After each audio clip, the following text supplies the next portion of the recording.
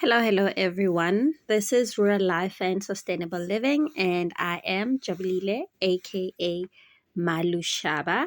Welcome if you are new, and welcome back if you are returning. In today's video, we are continuing with the process of making the Marula drink. It is a beer. Basically, it's a traditional beer that you can make it potent, or you can just literally make it just not potent, just a basic drink that anyone can drink. And Ugogo is, or Gogo as we call her, is teaching me. She's my neighbor. So let us get into it.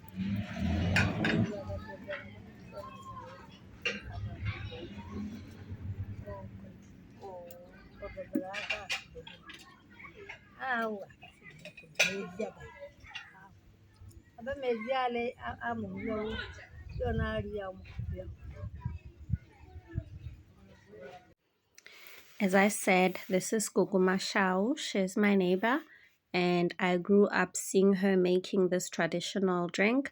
And at the time, I was not interested in actually learning. But now that I'm grown up and understand certain things a little bit more, it's something that I want to, or wanted to learn. And so I asked her to teach me. And the reason I want to learn these things, and I seek out in particular our elders, is because I believe so much in preserving anything that is indigenous to us as a people. And so I feel like we should not let the knowledge go with them when they pass on. We should make sure that we are learning, we are consuming all the knowledge that we can possibly consume from them, not just in terms of like our indigenous ways of doing things or just like traditional stuff, but I mean just even in terms of like life lessons. I think it's important for us to really stay close to them and learn as much as we can from them, because they have the life experience. They have so much that they can share with us and pass on to us, and so that we can also pass on whatever that needs to be passed on to the next generations and the next generation, and so I feel it's important for us to learn and be taught by our elders.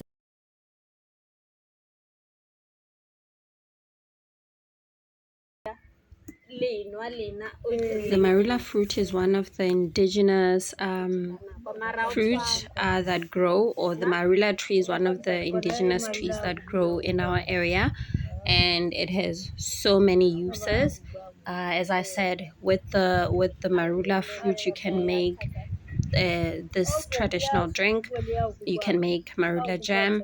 You can also take the nuts. So what usually happens is that when this process is done, where you take out the the core. It's the core basically that I'm taking out with the fork, and then I'm separating it from the skin. So we are going to basically squeeze out the pulp and the juice from the fruit. Then after that, we going to put the core on the side. So what happens is that the core, as time goes on, is gonna dry. So you can like maybe put them aside somewhere in your yard or wherever you feel would best be a good place to put them to dry. Once they're dry, you're gonna crush them, but you have to be careful in how you crush them, because there's a canal or nut inside. So it has like two holes. I'm gonna try to put a picture here if I can find one. The core will have two holes. It will have something like almost like it's a lid on them. It's so beautiful actually, as I think about it, guys. It's so pretty because it has like a lid almost on it. So you want to open up this cap. Yeah, let's say a cap from these two. It's like a nose. See how a nose is? So there's like a cap on the two nostrils. Each one has a cap. So you're gonna take out the nut inside. You can eat it as is. For me, if I were to describe it, I would kind of say think like cashew nut almost, type of taste, but not exactly like that.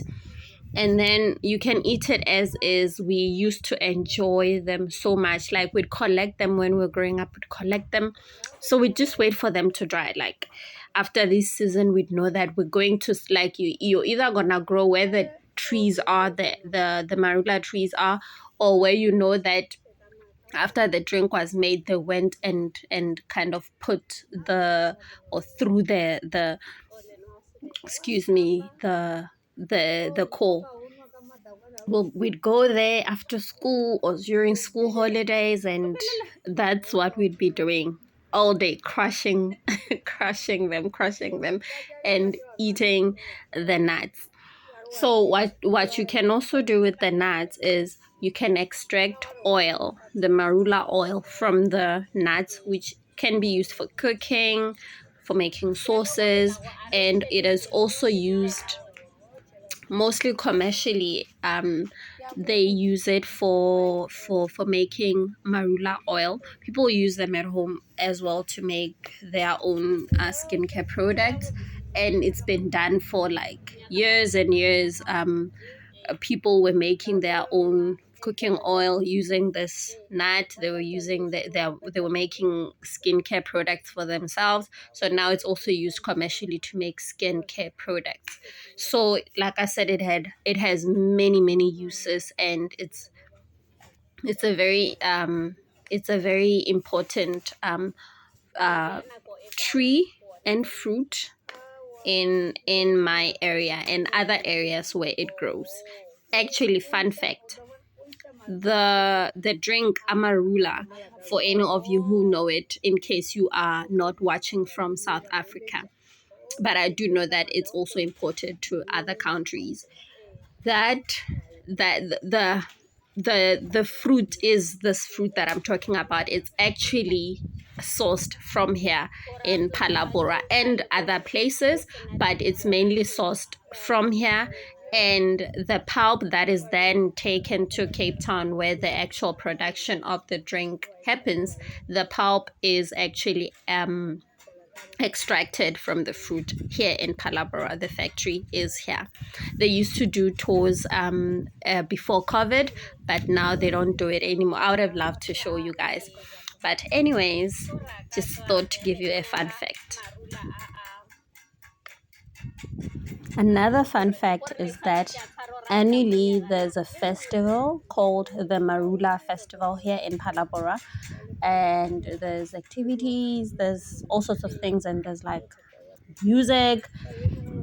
I've never gone, guys. Can you believe it? I've never gone, and this year is the year where I finally go. I'm going, and I will tell you all about it, guys.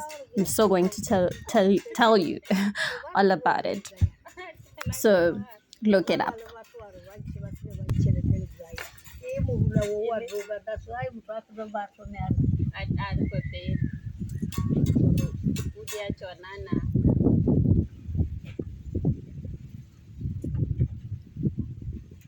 Tulanga.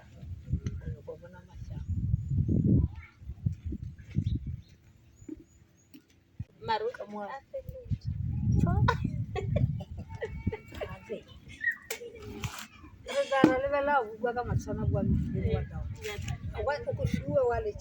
Oh, kya lisa so.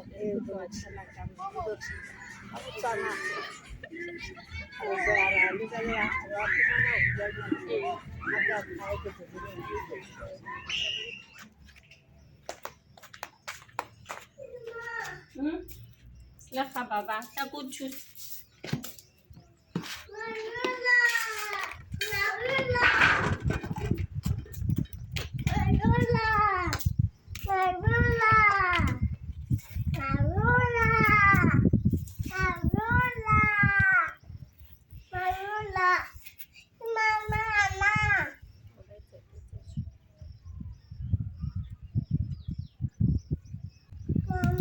So I discarded the first batch and followed the process that she taught me. And I tried to get better marula fruit with more juice because she told me that you need to taste it, you need to check the quality of the fruit and tree first to see that if the fruit excuse me, if the fruit has enough juice to, because the main ingredient you're going to use is the juice from the fruit, and then you're going to add just a little bit of water, and that's it. So you need a lot of juice. You need fruit with a lot of juice. Otherwise, it's not going to work. So I then decided, okay, I will do exactly what she said, and this is the second attempt.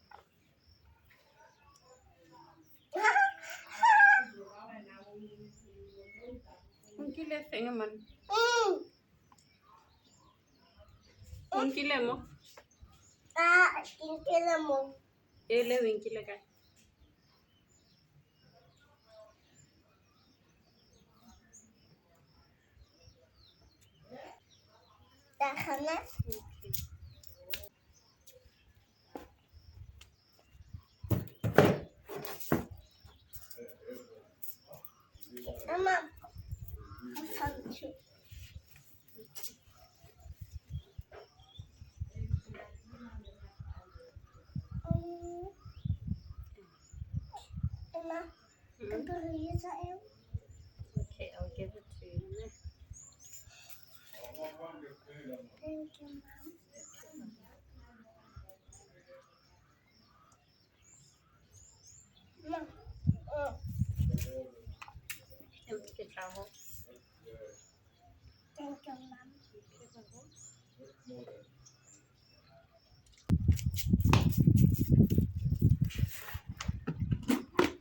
After separating the fruit from the skin and setting it aside, I am going to squeeze out as much of the liquid, the juice, and the pulp, as much of it as I can. And this is the process.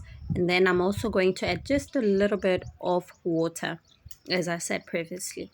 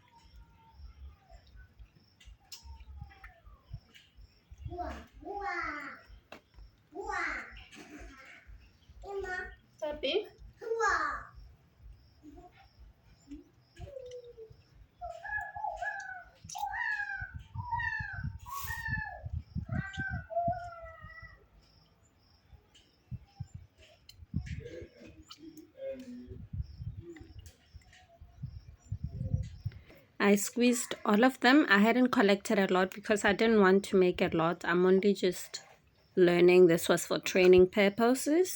So I didn't want too much of the drink. So I did the first squeeze and then I did a second squeeze just to make sure that I'd squeezed out as much of the juice as I could in the pulp.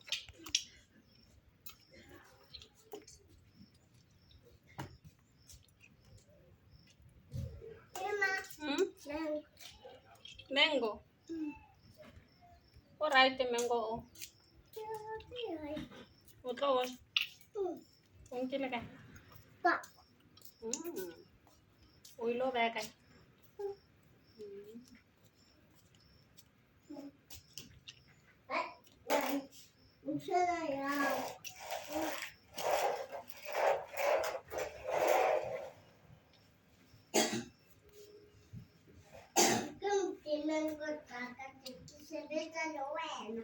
Okay, Baba.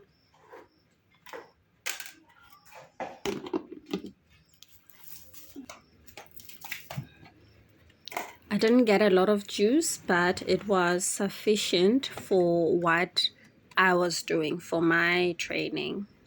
So that's how much I had. I was trying to get a good angle to make it clearly visible, the amount that I had. There you go. There. Now I'm going to add the water to the pulp and juice, and we'll see how much I will have. Mm.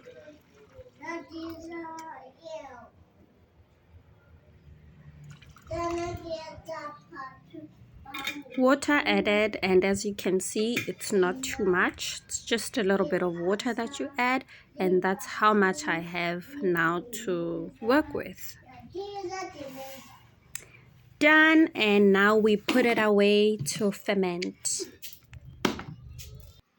This is a day or two later, and what you do is you take whatever you have that you can basically use to take out or remove the top or what you see there on top, and you're just going to discard that. So what you want is to just have as much of the clear juice, not clear obviously, but just without the top part that you see. You have to remove that, and you keep checking and tasting, and you will stop when you are satisfied with the taste and the potency. If you're going for a strong one or a weak one, up to you.